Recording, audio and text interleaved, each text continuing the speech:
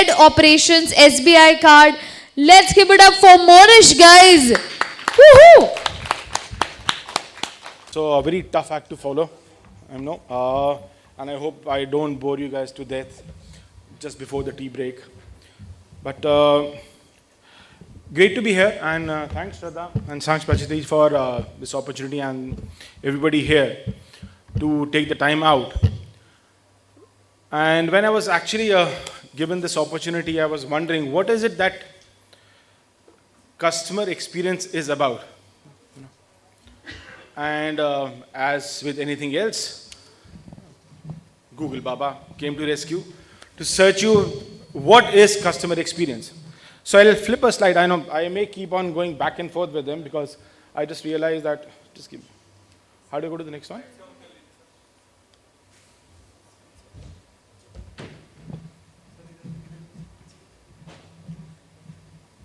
Okay. I hope it's working. So I'll say, what is exactly customer experience? I don't think this seems to be working, unless I got it wrong. Yeah, okay. So what is customer experience? While I put it up here, I think there are some key points to this convoluted definition that Frost and Sullivan gave, and that I think was alluded to in the earlier context as well. It's a sum total of all the interactions that any consumer has with a brand. We typically, a lot of us here would either be marketing experts or customer service, so to say, experts. But the fact is, that is only one part of the value chain. And we keep on saying the fact that, customer experience starts not only at the time when a customer is brought on board, but when a customer is being prospected. So I think the key point for us to look at is the fact that it is across everybody in the organization, outside the organization, everywhere where a brand is being touched. We build the brand image, we build the brand trust at every, as they say, moment of truth. So it's important for us to keep in mind that every interaction that we have, whether it's a call, whether it's an SMS, or whether it's an advertisement, is all creating a customer experience. I just flip back. Sorry, how do I go back on the, okay. Sorry, is there a way to go back on this thing? I can only go forward, I can't go back. Okay, so it doesn't matter, okay. Let me, is this on the mode? Just stay onto this slide, okay. So again, what is important is we are again talking about not only customer experience, but experience actually transcends into engagement. As a business, what is important for us is to keep the customer engaged throughout the life cycle. Going back to what I mentioned earlier, the life cycle approach, the fact is, how do you keep the customer engaged through the entire life cycle? And now, we are here talking about the future. Whatever is past, obviously, is for us to look back on, but what is important is, what does the future really hold for us? And when we talk about customer engagement, there are these 4 predictions that I came across, which I thought were very relevant in terms of anybody who is looking at how we build on the engagement model in the future. And, all of these are pretty self-explanatory, and if you look at it, the fact is that this is what the world is changing to. And for us to be able to grapple with the change, we have to keep pace with these 4 tenets. And the first is that we have to talk about what the customer context is. What is it that the customer is looking at the right time, at the right place, with the right channel. So contextualizing a customer interaction is going to be it's already extremely important, but I think that is going to be the key point for us in 2025 and going forward. And not just that, it's not just about contextualizing what the customer is coming in for. It's about using it for any kind of a predictive action and proactive action. And more than that, It's about anticipating and figuring out if there is anything that you can do, anything that you can do right, anything that you could have probably done wrong that you want to catch before it really blows up on your face. We know how social media today accelerates and ignites negative sentiments. Not so much positive sentiments, but negative sentiments. So it's how is it that given the plethora of the number of tweets, the number of interactions, the number of posts that you see all across, how is it that you'll be able to accumulate all of this to be able to see through what is going to impact you in the near future? The second part is, AI has been there for ages now, right? Okay. Whatever have been the use cases of the past, those are all hygiene. Bots, we've talked about bots, whether it are bots in the chat domain, whether they're bots in the email domain or voice domain. Bots are hygiene. You can't live without them. What is required now is for us to take that next leap forward, to look at how do we augment them, how do we make them take the next leap forward. But this is an investment in it. And that is where most of the legacy organizations, such as ours and big organizations, would probably tend to falter. Is the fact is, where do you put your money in? And I often get asked this question of, how do you prioritize? How do you prioritize? There's so much technology which is out there. There are so many options. There are so many partners out there. How do you prioritize? Well, the simple answer is, you need to know what is the end game. What is it that you're looking at out of the entire set of things? Don't bite off more than what you can chew. Figure out what is the area of impact that you want. Do you want it to be product innovation? Do you want it to be a better customer experience across the board? Or are you looking at simply quality assurance, quality management, the interaction that your agents are having with the customer? And these bite-sized implementations will make it a lot easier for us to figure out whether the ROI is making sense, instead of going the whole hog and doing a whitewash. The third predictor is, consumers do not like hassle. Each one of us is a consumer here. Would you want to get into a journey, a purchase journey or a service journey, where you find the entire journey taking up a lot of your time? I'm sure none of us, and given the environment that we are in today and given the options that we get, we want things instantly, we want things with the least amount of hassle. And this is just going to accelerate further because people are short of time and there are options. So you have both the ends coming in together. There are so many options that will give it to you faster, that you would want these options to be up there right front for you. And finally, I think we spoke about a lot of things about trust, ethics, and integrity earlier. And I think the biggest part of trust is in terms of the confidence that you're going to build with the brand, with technology. And again, the bugbear is confidence in AI. And confidence in AI will come from the fact of how we actually integrate these within the system and with our partners. Okay. Now, I started off this by saying, there are the holy trinity of customer engagement. For me is what I call PAT. I'll come to each one of them individually. And no-brainers, what is P? No. Obviously process. And process is the baseline. You can't have anything without the process as a baseline. And why I call it a baseline is because you need to make sure that your process is not broken.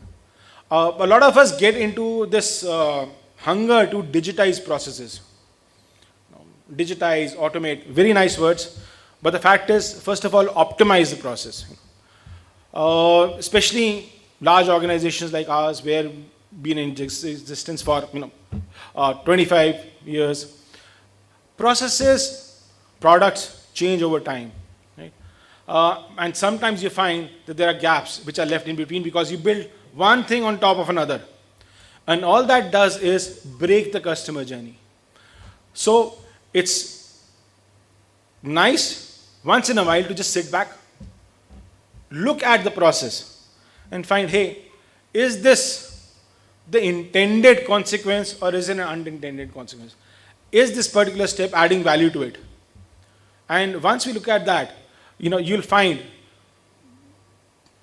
easily about 30% gain from just taking away stuff that you don't need to do, the customer doesn't want you to do. That saves you time, that saves you money, and that makes it a lot easier for the customer to actually process through the journey. I'll give you a simple example. We started off, like I said, we are a 25-year-old company, but the fact is that the digitization of our processes started just about 7-8 years ago and accelerated post-COVID. I think a lot of organizations have seen that, where the digital adoption has actually skyrocketed after COVID. Now, that means that a lot of processes have actually changed because technology and the way we do it has changed in the last 4 years. Simple example is KYC. And for a financial institution such as ours, KYC is extremely important. Because that is the starting point of any relationship that we have on onboarding a customer. And the digital KYC platforms today make it so seamless and easy for you actually to build on that you can actually cut down the entire KYC time from days, literally days, because you have to go to the customer, you have to get the documents, today to seconds. Is a 30-second turnaround time for a DigiLocker application to happen. But at some stage, somebody insisted that even after doing a DigiLocker, you needed to have a copy, a physical copy. I'm talking about something which happened about 3 years back. And it continued. Till suddenly one day we realized that there is no regulation, there is no requirement, there is nothing which is required for you to do because you've got a completely digital application, yet for some reason you're asking for a backup document. So, it's about how you actually process. It's about how you get people, your teams to process, because there is legacy teams, there are people who are used to doing things in a certain way. And I think that is the biggest challenge for us, not to look at a process only from the perspective of the line diagrams, but the fact is how people are doing it. Because it's very difficult to make people change. But it's important to make the people change and make them realize that processes are not cast in stone. And you need to evolve these processes the way technology is evolving. Okay. Sorry. This just seems to keep on running out. 1 second, sorry. Oh, my bad. Can you actually bring it down? It just keeps on stuck. Can you go to the slide? Yeah, after this one. Okay. So I won't use this thing. This keeps.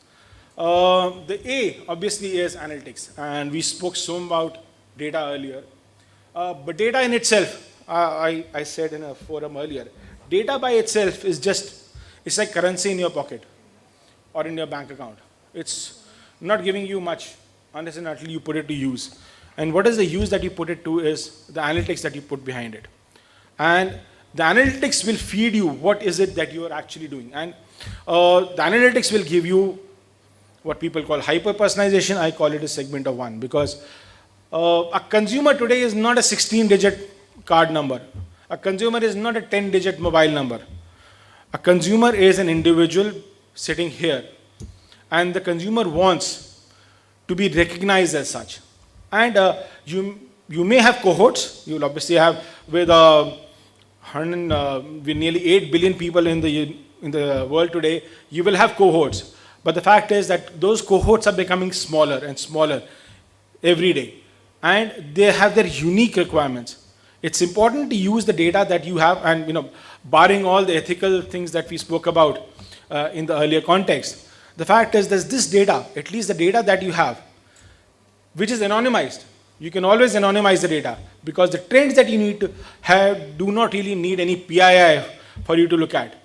But you can use your own anonymized data to figure out trends and simple things of which product to pitch to which cohort. when to pitch it. The right time to pitch will give you a better conversion. We always talk about the shotgun approach in marketing, and we were talking about some ads that keep on popping up. Personally, it's not something that I subscribe to. The fact is, because the analytics is at fault. You and I don't want the same thing. You and I don't need the same thing. But if you and I get the same message, there's marketing money which is getting wasted. Ultimately, end of the day, every data point, every message that I send there is a cost behind it. There is a cost of accumulating that. There is a cost of sending it. And then there is the angst at the customer's end of getting it when they find it not relevant. Sharper, focused analytics will give us a targeted audience for actually to pitch to. And that conversion rate means that your analytics will pay for itself. And we can do that today, given the fact that we have enough and more processing power and tools available for us to do that sharp focusing rather than a shotgun approach. And all of this, again, the enabler to this entire thing is technology. So that's the third T. The PAT gets completed with the third T, which will technology that will enable a customer to do the things themselves, that will empower an agent to help the customer to do something. Whether it's through a knowledge bot or an execution bot, the fact is that this technology is available where sitting on the desktop, the agent can get support rather than calling up the supervisor to figure out what is happening. And then there is the entire piece. I would say it's a nebulous and neglected piece right now, but coming up very, very fast, which is in terms of the mid office and the back office. The analytics, the workforce management, and the quality assurance, where these are those things that get blindsided in our, all the talk about front-end experience and in terms of front-end sales. But the fact is that these are the bedrock of what makes the front-end work. And there is so much analytic power available in technology today to be able for us to focus on what is the right thing to do. Simple examples are the quality monitoring tools that we have today. I know a lot of us who come from the contact center backgrounds would realize, the erstwhile benchmark is 0.5 to 2% calls getting monitored. You can't do more than that, right? Today, you can do 100% of that with a tool. And that's more important. Because not only are you looking at quality, but the fact is you're also looking at your EWS. You're looking at the fact of whether a particular interaction is going the right way. And do you want to barge in at any point of time to take control? Okay. But like I said, the underlying thing behind the PAT is actually ultimately the people, because these are the people who are going to deliver it. So whether it's the front end, sales and service, or back office support, like I told, or even the technology that is enabling it, none of this can actually come to fruition unless and until the people who are behind this entire setup are trained, skilled, and willing to do this.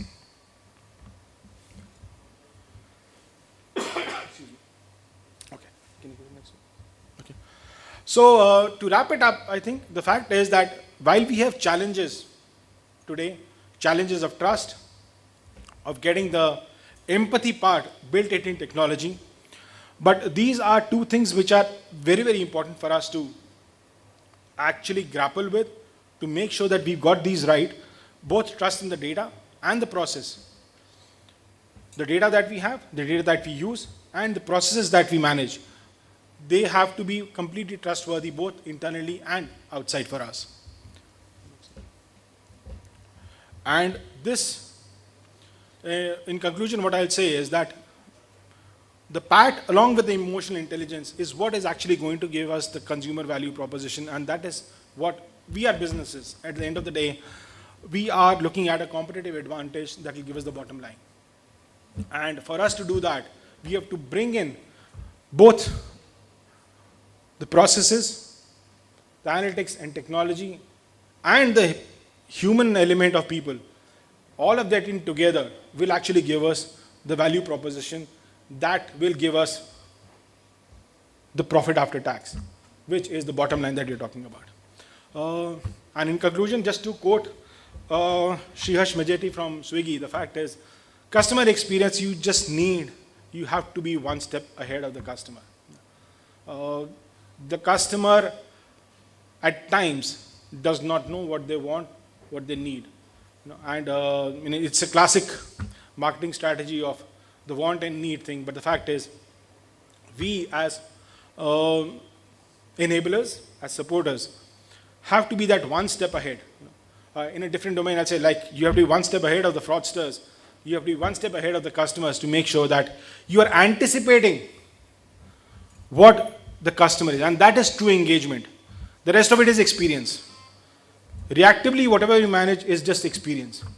When you engage with the customer, you are actually looking at what is the prospect that you have. And that is when a brand builds the trust and a lifelong relationship. So, thank you very much. Thank you for your time. It's been a pleasure.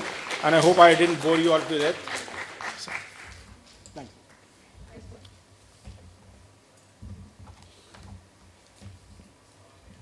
Guys, do we have any questions? Yeah, sorry.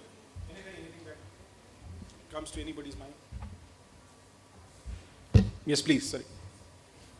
Can we have a mic there? Yeah.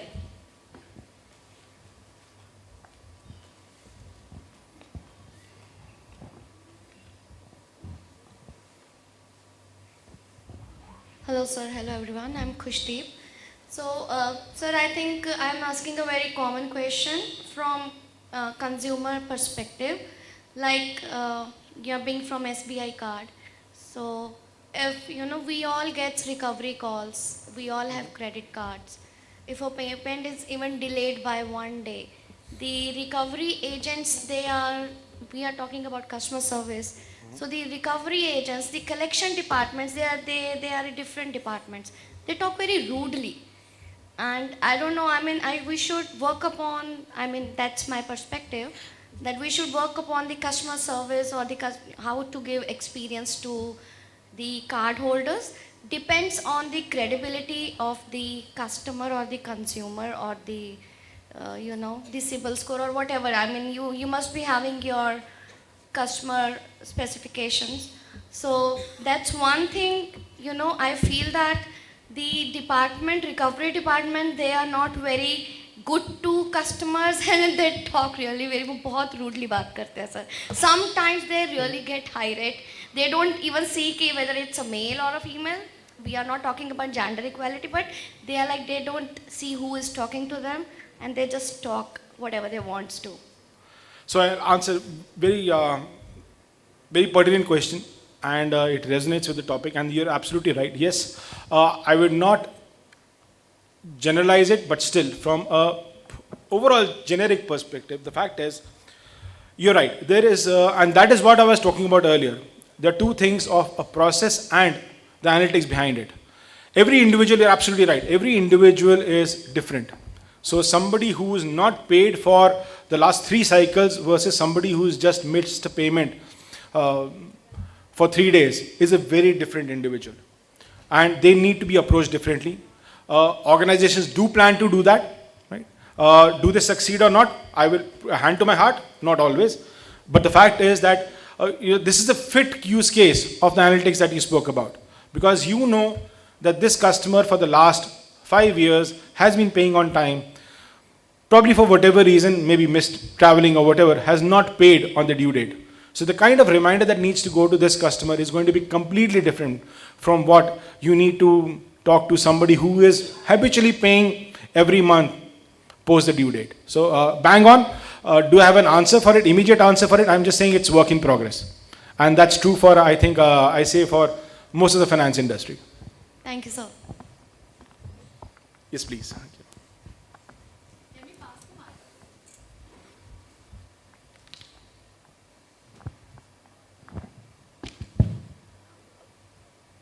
mic? Hi, I'm Anupam. So I basically have a question, like in retail business, especially the size of SBI Card, how do we ensure standardization of service or service experience across different touch points? So how can that be achieved?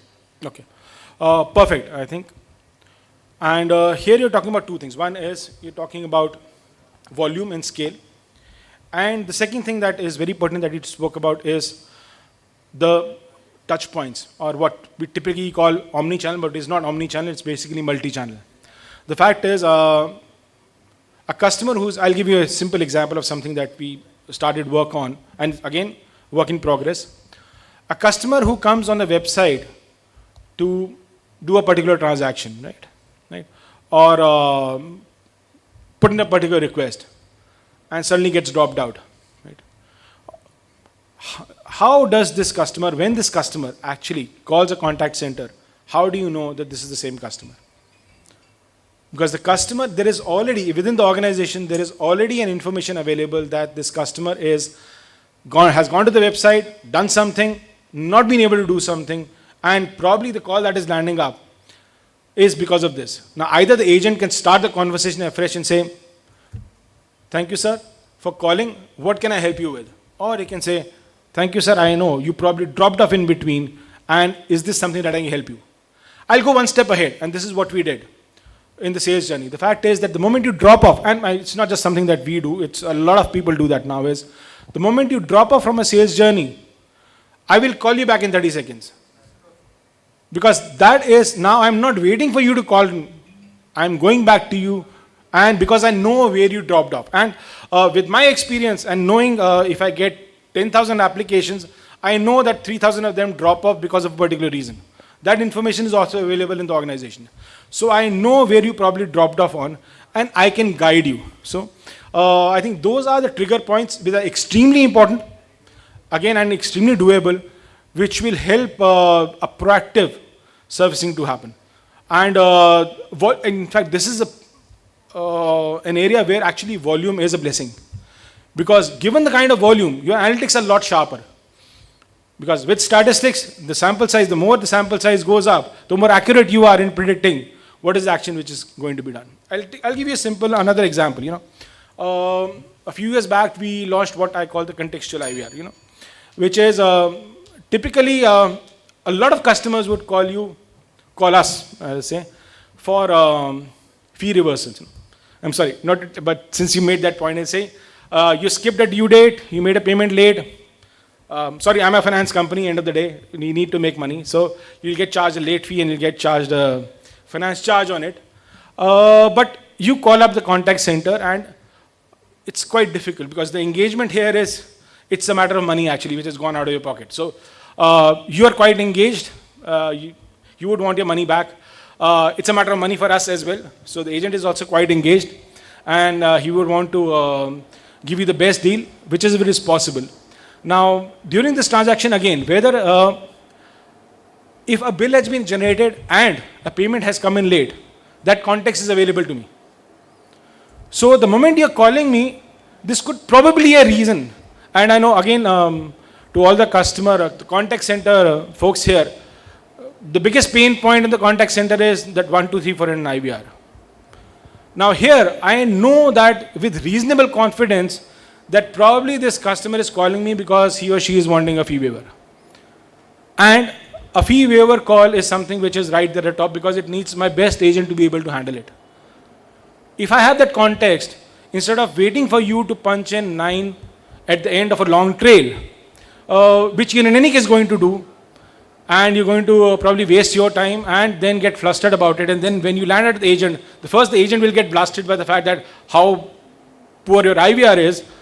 Why not get the call directly to an agent who we find is the best suited to handle a call that could probably do a satisfactory job for both you and me. So you're absolutely right. That is where context is important that I mentioned earlier. Passing on the context, but more importantly, acting on the context. It's not just about getting data in. It's about what is the call to action after that. So as long as you've got your streamlined, the swim lanes are very clear, it's the perfect thing for you to do. Thank you. Thank you. I think we're running out of time. Yeah, thank you. Hi, I'm Priya. The question is around, there's a product, when we do business, there's a product and there's a service that we prefer give to customer to have a better experience. given today where there's a lot of competition, what matters more to the end customer? The product, actual product? For example, the SBI cards, there are so many competition available, right? So what cards give me the best? Is it the product the customer look forward to, or the experience which is more around IVR? Knowingly, the customers, especially if I say again for SBI, the customers are from rural to the most educated as well, right? So it's a vast, a vast thing that needs to be covered by an organization. So what matters more to customer, and how do you fix your priorities between the product and the services? Interesting question. I'll try to attempt that. Can we go to the first slide, please? Because I'll take you to one of the predictions that we had.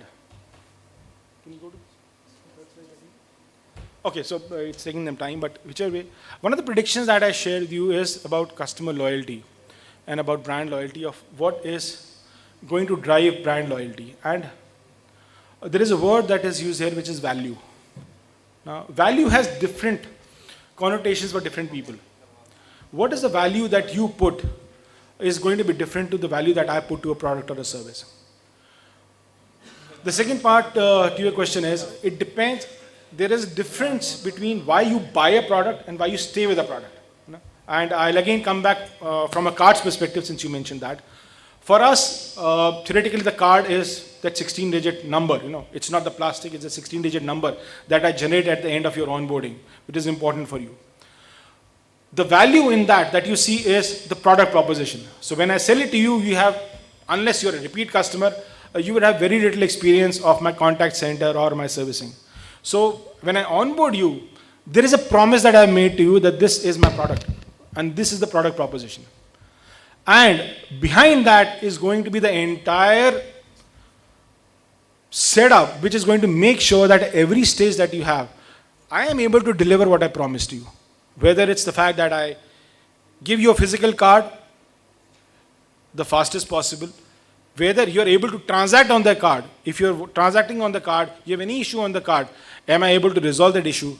If there is a transaction that has been declined, for example, am I able to get back to you? If there is something that has happened, God forbid, a fraudulent transaction has happened on that, am I able to get back to that?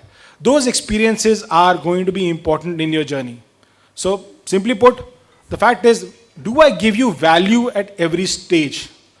You will come because of the product proposition, but you will stay only if I am able to deliver on the product proposition. And for that product proposition, I have to have everything working seamlessly for me. I hope that answers the question. Thank you. Thank you so much.